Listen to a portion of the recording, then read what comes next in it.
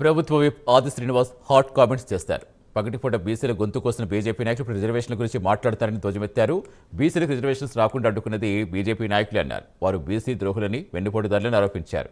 కేంద్ర ప్రభుత్వాన్ని ఒప్పించకుండా నోరు మూసుకున్న బీజేపీ నేతలు ఇప్పుడు రేవంత్ రెడ్డిపై ఎగిరెగిరి పడుతున్నారని ఆది శ్రీనివాస్ ఆగ్రహం వ్యక్తం చేశారు.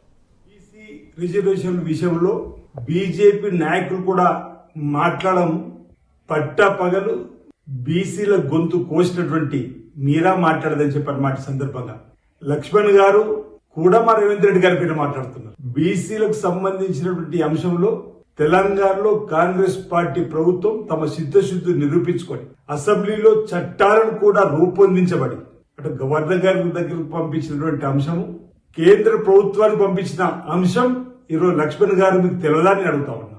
బీజేపీ ఓబీసీ జాతీయ అధ్యక్షులు ఉన్నటువంటి వీరు మన బీసీలకు 42% రిజర్వేషన్ ఇవ్వాలని తెలంగాణ రాష్ట్ర ప్రభుత్వం పంపినటువంటి ఈ బిల్లుని ఆమోదింపజేయడంలో మీ చిత్తశుద్ధిని ఎందుకు ప్రదర్శించలేదని చెప్పనే ప్రశ్న ఏదో మన బీసీలో వస్తున్న వేళ కామారెడ్డి డిక్లరేషన్ కనుక్కున్న 42% రిజర్వేషన్ సంబంధించి చట్టాలు రూపొందించడం, రాజకీయ విద్య ఉద్యోగాలకు సంబంధించిన 2 బిల్లులు, 2018 పంచాయతీ చట్టాలు సవరిస్తూ తీసుకొచ్చినటువంటి ఆర్డినెన్స్, ఇవన్నీ మీకు కనిపిస్తలేవో మీ కళ్ళకి చెప్పని అడుగుతా ఉన్నా. ఇప్పటికైనా నిజంగా బీజేపీకి బీసీలపైన చిత్తశుద్ధి ఉంటే కేంద్ర ప్రభుత్వమైన ఒత్తిడి తీసుకొని వచ్చి 40% రిజర్వేషన్ ఇవ్వాలని.